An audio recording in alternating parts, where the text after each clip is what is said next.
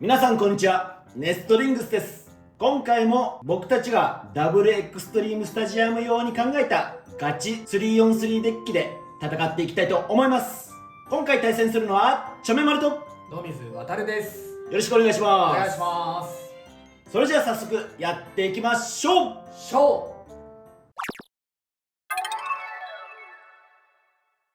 はい、こちらがちょめまるが使うガチ 3on3 デッキになっております。まずファーストベイがティラノビート 960U です。こちらのカスタマイズは相手のベイの姿勢を崩して安定してスピンフィニッシュを狙っていくカスタマイズです。また相手のベイを飛ばしてオーバーとかエクストリームフィニッシュなどを狙っていけると思うのでこのカスタマイズにしています。セカンドベイがコバルトドラグーン 560G です。ダブルエクストリームスタジアムだとエレベートとの相性が悪いかなと思って今回はグライドビットにして相手のベイの回転を奪ってスピンフィニッシュを狙っていきたいと思います。サードベイがホエールウェーブ 360FB です。ちょめまる的にホエールウェーブと FB との相性がいいかなと思ってダブルエクストリームスタジアムで中央にいると中央のエクストリーム9に乗って相手のベイを勢いよく飛ばしたりできるなって思ったのでホエールウェーブに FB を履かしています。今回はこちらの3機で対戦していきたいと思います。はい、こちらが今回私野水航が使用するダブルエクストリームスタジアム用の 3on3 デッキになっております。デッキの順番、ベイのカスタマイズは前回バトルした時と変わっておりませんので詳しい解説などは前回の動画をご覧ください。それではバトルに行きましょう。シュートポジションを決めるじゃんけんをします。最初はグー、じゃんけんぽい、あいこでしょ。こっち。お互いのファーストベイ、せーの、じゃん。エアロペガサス 970FB ティラノビート 960U。 ファーストバトル、レディーセット、3、2、1、ゴー。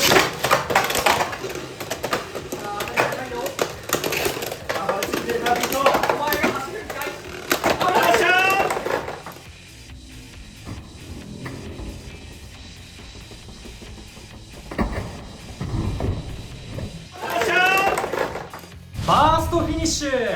ティラノビートに2ポイント。やったー。やっぱりな、姿勢崩しやすいってのも相まってラチェットへの直撃増えるよね。お互いのセカンドベイ、せーの、じゃん。シルバーウルフ 360B コバルトドラグーン 560G。 セカンドバトル、レディーセット、3、2、1、ゴー。怖えー怖えー、今の怖えー。頑張れドラ上に飛んだのもやばい。ドラグーンいいぞ、いい攻めだなお前。ドラグーンよしスピンフィニッシュ、シルバーウルフに1ポイント。よーし、途中ねかなり姿勢が崩れてちょっとまずいかなと思ったんだけれどその後ねドラグーンもかなり崩れちゃってって感じだったね。グライド結構厳しいかも。試しで今使ってんだけどね。あとやっぱシルバーウルフが送り拒否してんのかな。かなあ。あんまり回転吸収してる感じがしないかな。お互いのサードベイ、せーの、じゃん。ウィザードロット 960HL ホエールウェーブ 360FB。 サードバトル、レディーセット、3、2、1、ゴー。当たり高い当たり高い。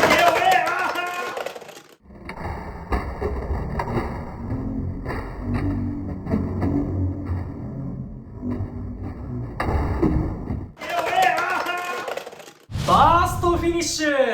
ホエールウェーブに2ポイントということでこの 3on3 バトルの勝者はちょめまる。やったー。いやーやっぱバーストするなー。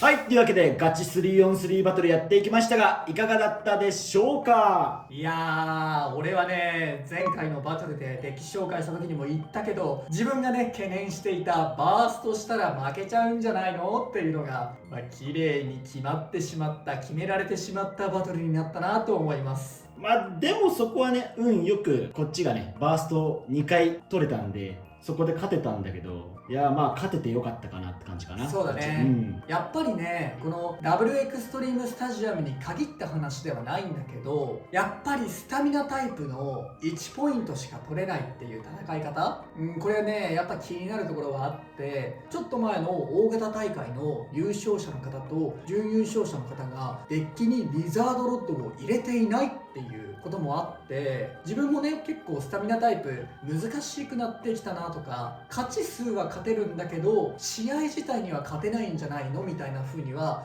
感じることはあったんだよ。で、今回シルバーウルフが追加されて結構こうスタミナ運用できるベイが増えてきたってのもあって、このダブルエクストリームスタジアムでやってみたんだけど、やっぱりねちょっとねそういうポイントの差っていうのは如実に感じたなと思うところではあったね。あとあれだね、そのダブルエクストリームスタジアムの2ポイントがすごいなんか大きく感じた。そうなんだよね、このスタジアムにおける2ポイントってなんか貴重な感じするよね。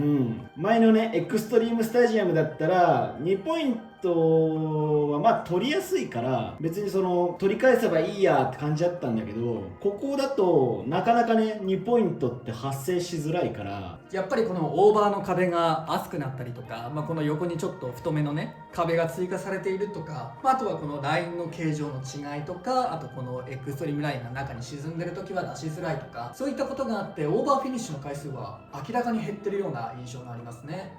だからこそオーバーが決まりにくいなら2ポイントって貴重だよねっていう。でもやっぱりさ、オーバーは決まりにくくなったものの高低差とかが原因でバースト自体はね決まりやすくなってると思うし、しかも今回さバーストしたの両方9なんだよね。すっぽ抜けてその後こうどこかに当たってねラチェットもバーストしちゃったっていうのもあるかもしれないんだけど、結構こうバースト体制気にしてたベイでもバーストしちゃうっていうのは、このスタジアムの難しいところかなっていうふうには思いましたね。じゃあバーストを狙っていけばいいじゃんってなるんだけど、そうなるとね今まで活躍してたドランバスターを入れていけばいいかなって思ってたんだけど、ドランバスターだとねここのスタジアムのね相性がすごい悪いような気がしたかな。そうだね、俺も一回ドランバスター回してみたけど、ちょっとなんて言うんだろうな、バスターがもともとあんまり綺麗なエクストリームダッシュしない印象があって、結構こうラインを噛んでしまう動きをするなと思ったことはあったんだけど、このスタジアムだとより顕著な感じはするし、つぶやきさん太郎がね前回のバトルでシャークエイジの時にも話したけど、この辺で当たると上に飛んじゃうみたいな現象も相まって、なんかその博打でね当たれば勝ちみたいな感じだったらできるかもしれないんだけど、ちゃんと狙って相手が真ん中にいるからとか、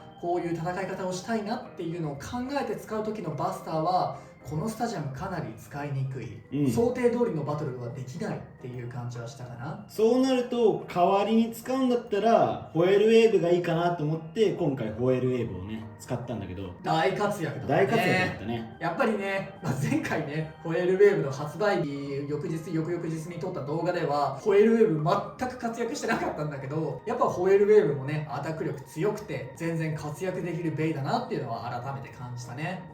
あとシルバーウルフってやっぱりコバルトドラグーンの回転を拒否してる感がねやっぱ強いかなと思った。なんかうまく送り合いできてない感じはするよね。ウルフの方が回転力保っててドラグーンの方が先に失速して負けちゃってるみたいな、そういうバトルは多いなとは思ったね。やっぱりこのフリー回転するところで当たったらもちろんね回転吸収なかなかできないだろうし、そもそも円形に近くて引っかかりにくいっていうのもあるから、ウルフのねそういうところも強いところだなと思いましたね。グライドも結構厳しそうな感じしたしね。そうだね。前のスタジアムだったらなんやかんや姿勢を保ってた、なんかこけたなと思っても起き上がってた印象のあるグライドが、今回こけたらもう戻ってこれないような印象があったから、やっぱこけやすいっていうのはこのスタジアムあるなと思って、だからこそボールを使ってるねリザードロッドとかみたいな強いとされてるベイもこのスタジアムだとまた話が変わってくると思うから、結構このスタジアムで、もちろん電動のね電源をオンにしちゃうととランダムな運要素が出てきちゃうんだけど、オフにした状態でこのスタジアムでガチデッキで対戦するっていうのはかなり環境変わって俺は面白いんじゃないかなってやってみて思ったね。そうだね。今まで強いとされていたラッシュとかそういったビットがちょっと使われにくくなったりとか、逆にあんまり使わなかったようなビットがこのスタジアムなら活躍するってこともあるだろうし、皆さんもね、良ければこのダブルエクストリームスタジアムならではの活躍できるカスタマイズなどを探してみるのも面白いんじゃないかなと思います。この動画が良かったらグッドボタンとチャンネル登録よろしくお願いいたします。それじゃあまた次の動画でお会いいたしましょう。バイバーイ。バイバーイ。